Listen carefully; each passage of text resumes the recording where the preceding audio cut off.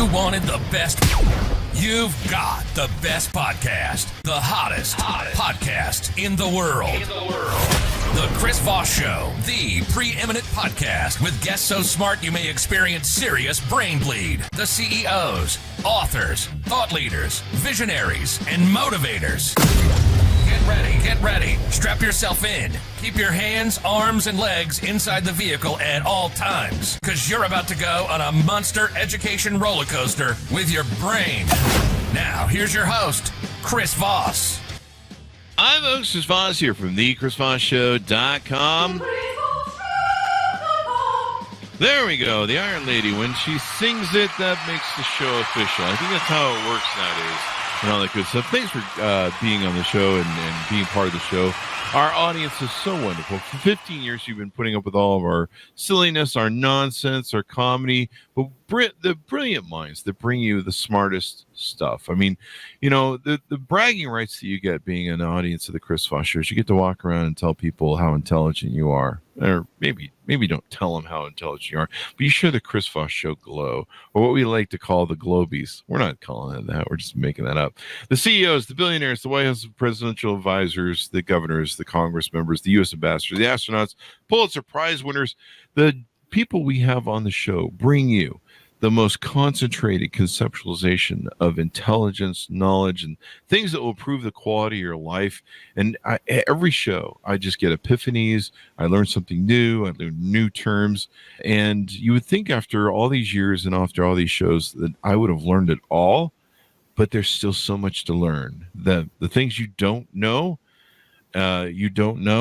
are just an endless array of stuff. And so that's what we do on the Chris Voss Show. Maybe we should just rename it Things You Don't Know You Don't Know. We have an amazing author on the show. He's joining us today, and he's going to be talking about his book that just came out on October 4th, 2023. It's called You're Making This Way Too Hard. Find Your Easy Way to Enjoy Life. We'll get into what that means. The book has a description warning on it, so we'll parlay it into the show. It says, warning, do not open this book if you're happy with being unhappy. And we hope that our audience enjoys being happy, so you're going to listen to the wonderful gentleman on the show. Dr. Angelo Valenti is on the show with us today. He's going to be talking to us about his book, his insights, and his massive amounts of knowledge. And I'm telling you folks, it's massive. I've seen it. Dr. Angelo Valenti is a consulting psychologist in Nashville, Tennessee. He earned his bachelor's degree from Case Western Reserve University and his MS and PhD from the University of Georgia. He taught psychology at Oakland City University and worked as a consultant with RHR International before opening his own firm in 1982. See, I told you, he's been doing this for a massively long time. His firm, The Company Psychologist, helps companies hire the right people for their cultures, develops talent within organizations, and coaches present and future leaders. He also coaches individuals who want to live their best personal and professional lives. He's the author, of course, the latest book that we have mentioned. Welcome to the show, Angelo. How are you? I'm terrific. How are you, Chris? I am excellent as well. Thanks for coming on the show. Give us your .coms. Where do you want people to find you on the interwebs? You can find me at angelovalenti.com, thecompanypsychologist.com. You can book a discovery call at reachangelo.com. You can find me on Facebook at Angelo Valenti, LinkedIn, Angelo Valenti, PhD, and Instagram, although I seldom use Instagram, but yeah. There you go. You got to love the Instagram. It's a great place for dating. But give us the 30,000 overview of your new book. The reason I wrote my book, You're Making This Way Too Hard, Find Your Easy Way to Enjoy Life, is that I work a lot with executives, organizations, individuals, and just in my personal and professional life, I started noticing that people aren't having as much fun as I thought they should have.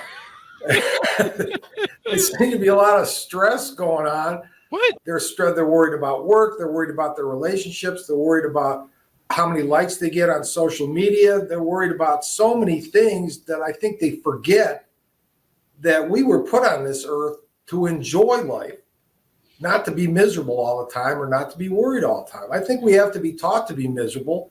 And I don't like it. So I don't want people to be miserable. So that's there you go. Note to self: stop being miserable. Damn it! Right. Homage to Mr. O'Donnell or McDonald. And so you there's a spelling in the name. I want to clarify. So when people search for this and look it on Amazon to order it, the way you spell Enjoy Life is with the letters N, joy, and then LFE.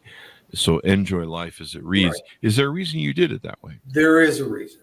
That is my license plate. NJOYLFE. It's been my license plate since 1991, and I've had it on every car since. Mm-hmm. I've been fortunate in my life that I drive some pretty nice cars, so it's always been on usually Mercedes. So I drive around Nashville and wherever with Enjoy Life because that's a message I want to bring to everybody. And 99.9% of the people that comment on my license plate will say that's a great message, a good license plate. Every once in a while, somebody will say, why do you have No Joy Life on your license plate? And I have to correct them and say, why would anybody go around driving with no Joy Life on their car? I mean, maybe you're upset at the car dealership or something. I think it's interesting, too. You have a picture of a car on the cover of your book with the license plate there. And I noticed it comes from the state of contentment. Is that the 52nd state? It should be. Yeah. Maybe we should rename one of the states Contentment. That, or we could just invade Canada. Well, I'm in Tennessee, and I feel pretty content here, so we can. Well, there you go. We can go Tennessee content. Maybe we can change the name there. Then no one will be able to find the state. They're like, where did Tennessee go? So there you go. So give us a 30,000 overview of what's inside. You're making this way too hard. I'm not saying you are. I'm just quoting your book. Right. Give us a 30,000 overview. What's inside? Sure. I start the book off with the idea that there are around us systems, large and small, that influence our life. Some big systems, governmental system, educational system, selective service system used to influence people's lives. And within these big systems, there are a lot of small systems. Your social systems, your friends are a system. Your family is a system, and they're all impacting you to one degree or another. And to the extent you let those systems, they can control your life. Now, my message is it's okay for some of these systems to influence your life, but it's not okay for these systems to control your life. Social media is another, and the news media, whatever, is another system that's structured. It's designed, social media is designed for two reasons. One, keep people arguing with one another, and two, sell a lot of stuff.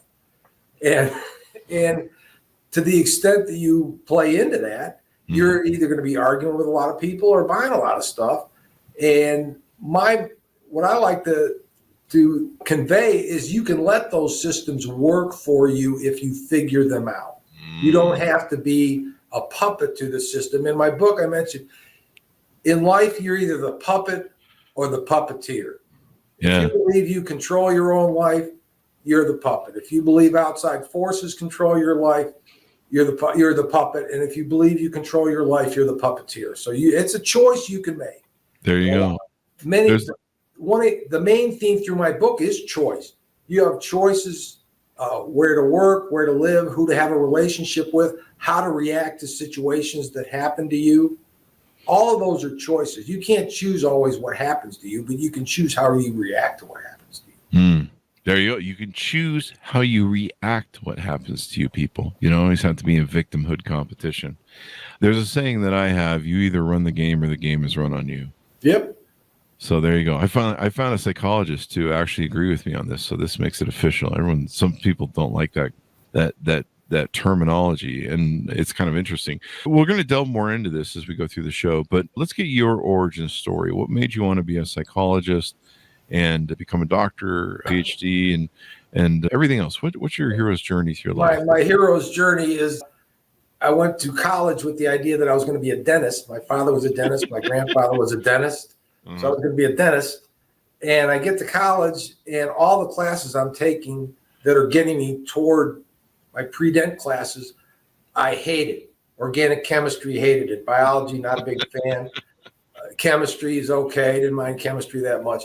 But I took Psych 101 as an elective and really enjoyed it. And then I said, I'm going to take another psych class.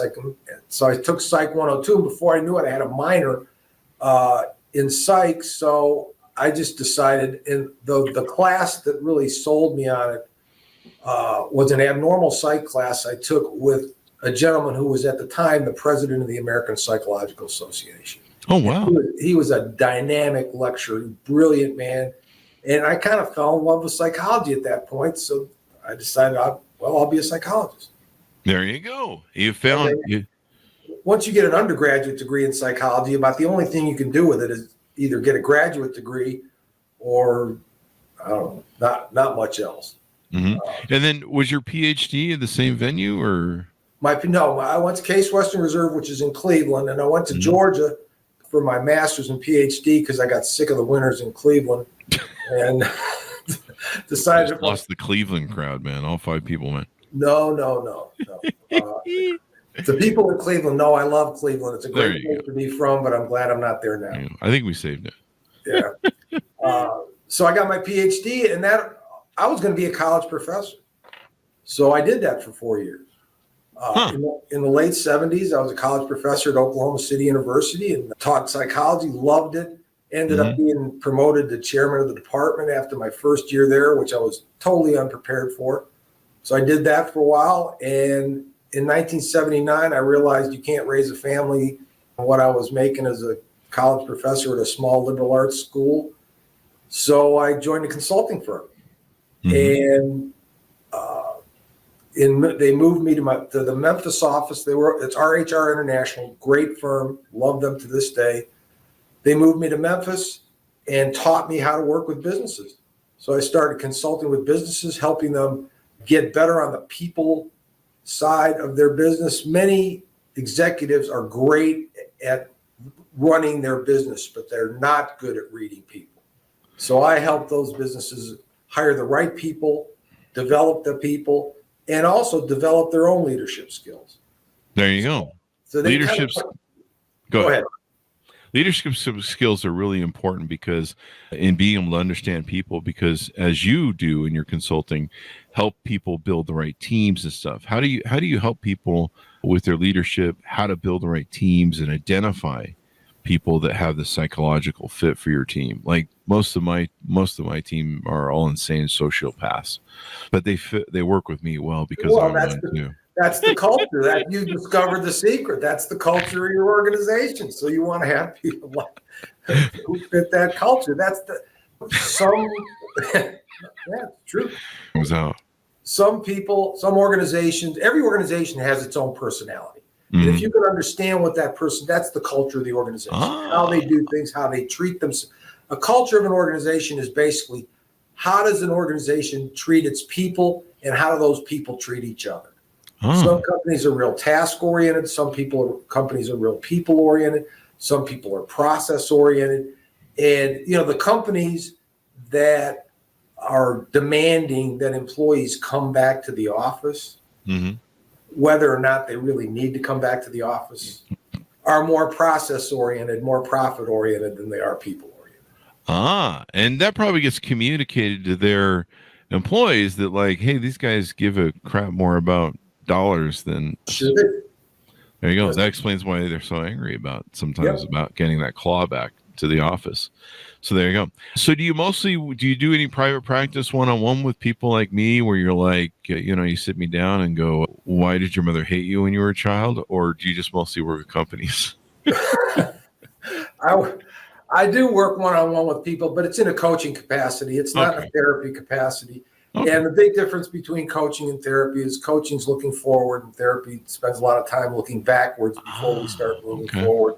And so, no, I really, God bless the people who can do that. They do great work. I don't have the patience for it. I like working with business people. They're much more willing to put into practice ideas that you suggest because business people they're looking to make their business better. They're looking to make their customers happier. They're looking to make their employees more productive and happier. Mm-hmm. A happy workforce is a productive workforce. It definitely is. I mean, if people feel like they're valued, if they're inspired, if they're working towards a good purpose, other than the sociopaths in my office, including me, there's that. In the book, you talk about several different things. We're going to fall back to that. You talk about forget about keeping up with the Joneses, forget about winning the rat race, or the FOMO that social media gives. Sitting around going, did I get a like? Did I get a like? Did I get validated? Did I get attention? How do we start living for ourselves? The first step in living for yourself is to take care of yourself. And start to practice self-love. People think self-love is selfishness, and it's not the same thing. Self-love is recognizing that you have worth, you have value. Nobody cares about you as much as you care about you. And it's time for you to realize that. So you take care of yourself. You can't take care of other people if you don't take care of yourself first. And if you don't love yourself, why would you expect anybody else to love you? Because I don't have any love for myself. And can't people just fill the void? There you go. That's really important, because you do have to love yourself. You got to fill your bucket first. On the cover of your book, you have different terms like self-doubt, anxiety, frustration, and then it looks like pointing the same way your car is headed. You have the easy way. That's it. Tell us what that all means. Well, the easy way is, as I said, taking care of yourself and recognizing what works for you instead of what works for everybody else. And, take care of yourself physically. That means getting as good a shape as you can possibly get in without killing yourself. I'm not saying run a marathon. I had a line in my book that every dead body on Mount Everest was once a highly motivated person. So don't get carried away, but it's okay to take a walk every day. You want to take a walk in the woods, walk a couple miles, get in touch with nature. You'll feel better. Your blood pressure will go down, and you'll start the day feeling a little bit more optimistic and positive. Unless you meet a serial killer when you're in the woods. That's all. Well, it depends on where you're walking. Central Park is a little different situation. There are a lot of places in the country where you can walk and not worry about getting killed. Yeah. Note to self, stay out of the killing forest. So there you go. And so give us, you work with companies to teach them to be better leaders. You do coaching. You've got some courses on your website. And coming soon, it looks like, on the courses. Yep. Walk us through, when you coach people, how do you work with them? What are some of the biggest things that you find people are coming to you with needs, going, I really need help on this, that, or the other? Well, when people don't come to a coach or the same, and they don't go to a therapist unless there's some pain. There's something that's not quite right. And for the more proactive leaders, they recognize that they've reached a certain point in their career where if they're going to go to the next step, they're going to have to build some additional skills or change their mindset a little bit. Many people who get very successful in kind of the middle of their career are individual producers. They're really good at their job, so they achieve a fairly high level of success doing their job. But if you're going to be a leader, you have to get your jollies. You have to get your success from other people's success. I mean, you can't achieve what you want to achieve unless the people working with you are achieving something, achieving what they want to achieve. So that's the part of the gap that I try to bridge, is going from getting your satisfaction from what you do to getting your satisfaction from what you can inspire other people to do. There you go. What do you find is the biggest difference between successful and unsuccessful leaders? What makes a leader unsuccessful? It's almost an axiom at this point, but it's true that successful people are willing to do the unpleasant but necessary things that unsuccessful people aren't willing to do. Successful leaders will sacrifice their own status or whatever to make the team better, to make their customers happier. They have a helping spirit. They have a giving mindset. They have the customer. The customer is always right. It's still true. The customer is always right. But they have the idea that their first customers are their internal customers, the people that work with them. So those leaders are always thinking about, what can I do to make the internal customer experience as good as possible? Help them be as productive, as happy as possible, and they'll take care of the external customer. That's very true. I really love that analogy, because people don't realize that if you take care of your people, they're going to take care of the front line better. So is thinking of your employees as a form of customer a better way of putting into your mindset? Well, it is, because if you think about how you treat your customer compared to how you might treat your employees, you're not going to do anything to intentionally irritate, aggravate, drive away, piss off your customer. So why would you do things that irritate, aggravate, piss off your internal employees? Note to self: quit pissing off the employees for fun on Fridays. Yeah. Okay. Yeah, we'll see if we can do that. That's probably a bad idea. And stuff like calling people back to the office, trying to force them to do stuff they don't want to do, treating them poorly, showing that, layoffs are more important than everything else. One thing you help companies do is find the right people to hire. What should companies look for when they're hiring new employees, and why is it important to care about that? And how do you help people do that well? Well, as I mentioned, every company has its own personality. Mm-hmm.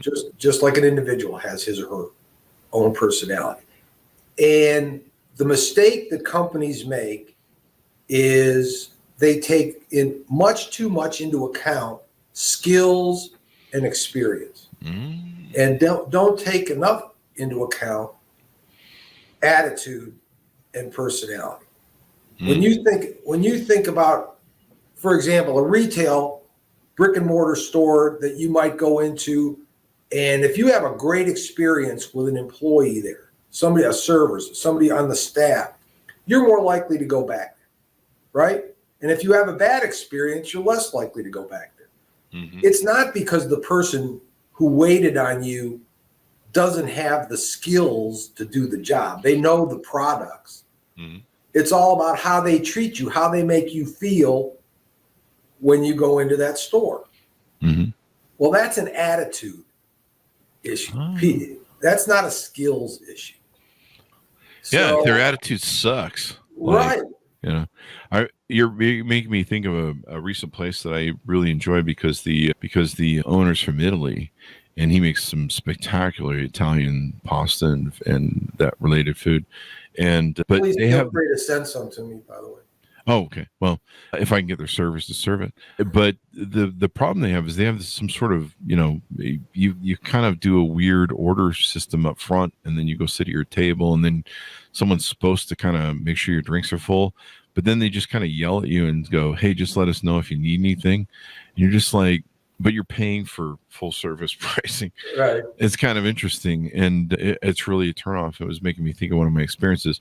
But it's interesting in a lot of people who hire, this will probably go on LinkedIn newsletter. So a lot of people who hire will pick it up. A lot of recruiters and stuff, they focus on the skills based, and a lot of it, might not even be skills based so much anymore. Is it like how long were you at your last job, and were you there for several years or whatever?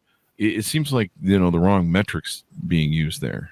Well, you have to use some metrics to weed out the thousands of candidates who are applying for given jobs. Mm-hmm. But resumes, to me, always seem more like marketing documents. They're more like brochures than they are mini biographies. PR statements. So people have a tendency to embellish, exaggerate, or outright lie on their resume. And they're not going to put anything on their resume that paints them in a really bad light. So you have to dig that stuff out somehow. I put all my bad stuff on a resume, and I'm like, fuck it, I warned them. So if they hire me. When was the last time you looked for a job? When I was 18, I think, or 20. That's one of the great things about being self-employed. It is. I'm unhireable, and I do not work with people. Sure. So there's that. I know the feeling. Yeah. Plus, I've been on. I can't pull this joke out of my head right now. I guess. I've been on court detention for 30 years or something. I don't know. Most people don't know the podcast is really just court determined community service. So there's that. But hiring for attitude and personality or personality. Personality is really important. You know, I've had experiences like I'm not a big fan of Walmart's new thing where I have to do all the checking out. Mm-hmm. I think next week they're going to start where I have to start grabbing cases out of the back and shoving them on the shelf and then getting what I want out of them. That or eventually I'll just be the one who orders the stuff. I don't know where this goes, but it's really irritating. And so I'm a real asshole. I mean, I think most people know that by now, but I'll follow that up with the rest of that statement. I'm a real asshole at Walmart where I will ask for the hidden cashier that they've hidden on purpose. And I will ask for the cashier and demand to be checked out that way. Yeah. And they always come and they're always ho-hum and they're always upset at me over it. And they got an attitude and stuff. And I still don't care because I'm an asshole. And you got that memo yet? I'm an asshole. I had a guy one time who came out and he started being friendly with me and a great attitude. He's like, "Hey man, how you doing today?" I'm like, "I'm doing good. I hate this process, but we'll get through this." And he was just so funny, interesting. He's like, "Hey, what's the hat about?" And, you know, the Chris Voss Show. And he goes, and I go, and I was honest with him. I go, "You're making this fun. I actually really hate that Walmart does this." He goes, "I do too, Chris." He goes, "But we'll get through it. We're gonna have some fun with this." And he checked me out and stuff. His whole attitude and his personality changed my whole attitude towards the company for the most part, at least in that moment, and made my experience so much different. And that was the power of just someone having a great attitude, personality. Absolutely. And your interaction with that person, he was Walmart. Yeah. At that time. Mm-hmm. Right? Mm-hmm. So everybody working in a business, and I'm sorry the light just went out in this office. It's got one of those timer things that just drives me crazy. Anyway, everybody can be the face of their business, of their company. Mm-hmm. And in good companies, people go out and they're ambassadors for the place that they work. Yes. And in bad companies, they're ambassadors for don't come to work there if you can help it. Really, and a lot of companies get their best employees, get their best new employees by asking their current employees if they know anybody like them who'd like to come to work there. No, not my employees. When you see my employees, you're like, I know they're sociopaths, but that's okay. Sociopaths. That's your profile. That's good. Yeah. But good people tend to hang out with other good people. Ah, there you go. Yeah, you mentioned that your employees are ambassadors, and that goes for everybody, I would imagine, not just your frontline commercial service people. Oh, everybody. Mm-hmm. For many people, the company is the receptionist that they see when they walk in the door. Mm-hmm. If that person doesn't present the kind of image you want to the company, that may be as far as that person ever goes in doing business with you. The person that answers the phone, and boy, do I hate the automatic phone answering system where you got to hit 4, 5, 6 different buttons just to get to a live person if you can ever make it to one. You can find it, yeah. You don't end up down some rabbit hole. Like I saw recently, there was a thing on TikTok that went viral where a guy was being, I think, racist, and I think, just basically racist. And they doxed him and came out, he works for some big athletic college stuff, and he'll probably get fired. That's one of those things, and it doesn't look like he's like a frontline person. And so it's probably important for companies to recognize this, the culture they have, the people that work for them, when they're out talking to people, if you've got somebody who's got some serious issues, they're out toxifying the world about, the people are looking at them going, there must be more of them back at that company, or this must be some sort of endorsed behavior. Kind of explains some of the cancel culture that we have. It can poison a company's reputation in the public. It can internally and externally. Yeah. Even if you fire them and do the whole PR thing, like, that person's not like us. You're like, why did you let them work for you for so long? I imagine some people might ask. Oh yeah. There you go. And hiring right is so important. One of the problems we had with our companies early on was we hired everybody. They came in for an interview and we're like, hey, you're pretty cool. We didn't hire everybody, but the good ones. But it was a first interview sort of pickup, and then we find out they were lying, or as you put it, they embellished their resumes a little, and then we would have to go through the process of getting them out. 2 to 3 steps, all that sort of crazy stuff of writing people up and dealing with their thing. And so we learned the hard way that by doing multiple interviews, by really getting to try and flush out people's personalities, their attitudes, as you put it, doing 3 to 4 interviews made all the difference in the world. It does. I concur with what you're saying in that level. Yeah, the more different perspectives you can get on an individual, and the more chances you're going to. People come into interviews today better prepared than they used to.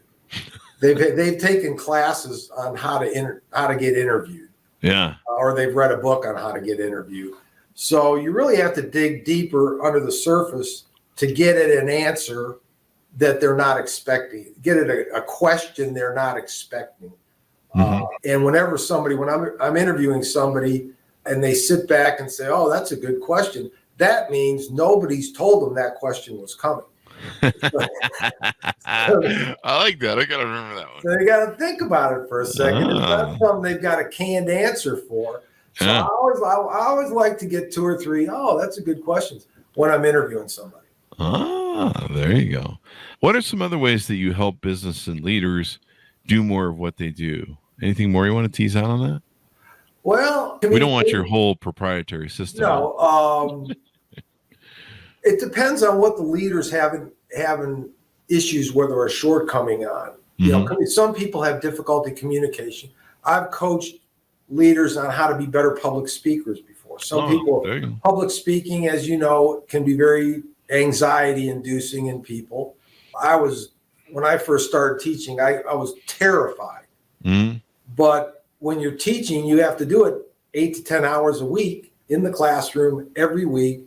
So you learn how to be better at it. The problem most people have is they have very few opportunities to get better at public speaking. You think about how many times, unless you're going to preach at church or something, I don't know, give a speech at a rally, there aren't that many chances to speak in public. Mm-hmm. So I've coached leaders on that. I've coached leaders on how to be more assertive without being aggressive. There are a lot of different things you can work on, how to be better communicators, how not to ramble when they talk, like I'm doing now. It's a podcast. We can. Yeah, I get it. It's legal.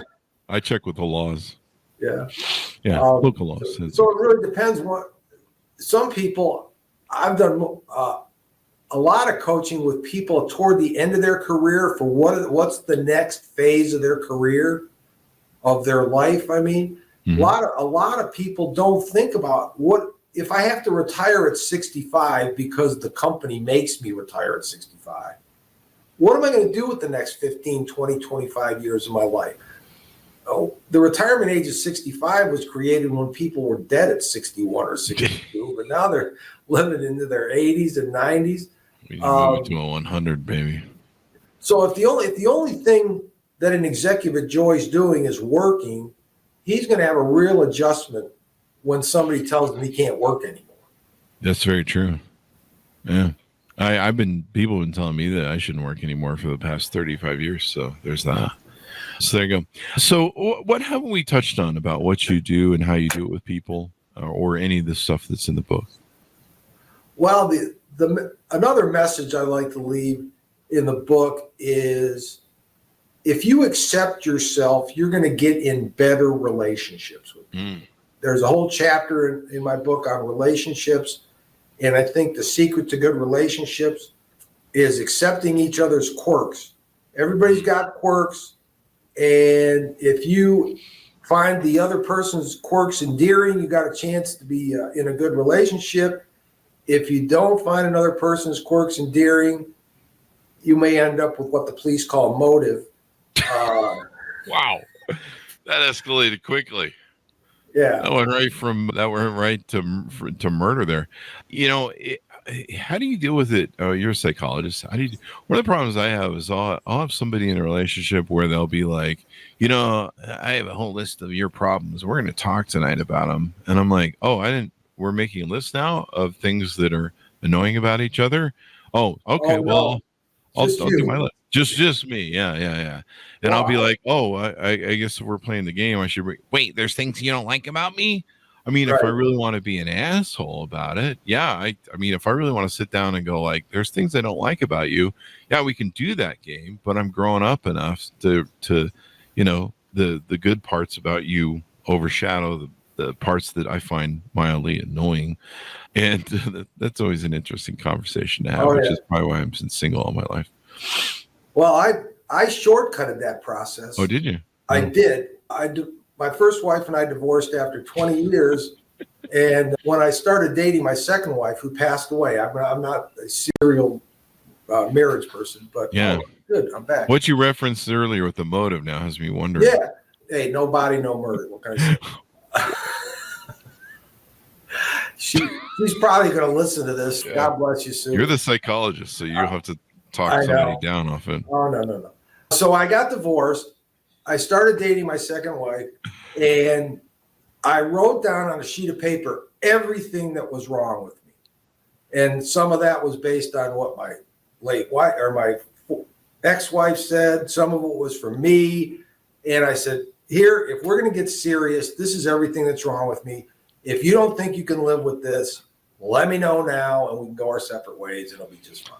Mm-hmm. And she said, let me see the bank account next to the list, and I'll make a decision, right? Yes. Well, that was on a different list. Oh. It was definitely on a list. Wow.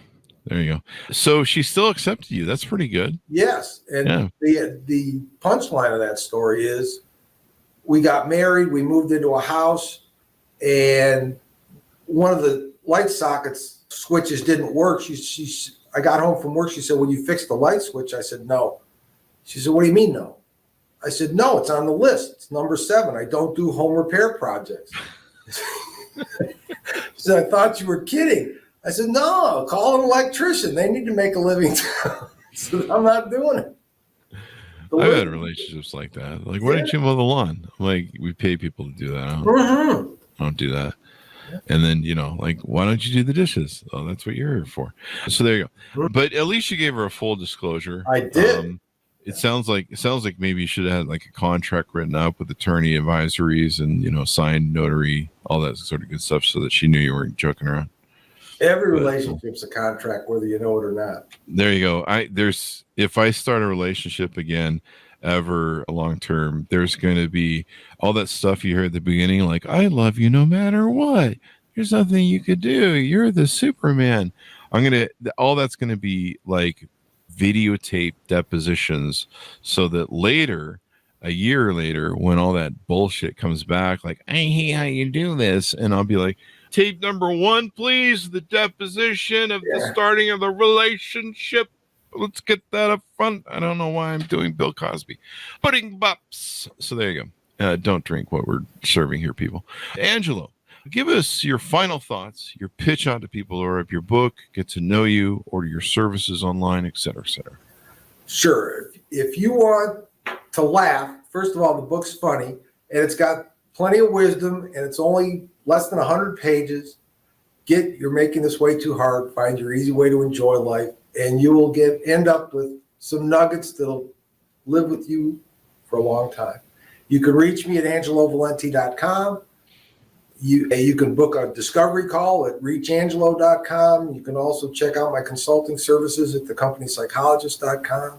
And check me at Facebook at Angelo Valenti, LinkedIn at Angelo Valenti, PhD. And I'd love to hear from you.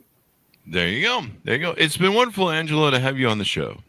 Thank you. I've had a blast. Thank you. It's been fun.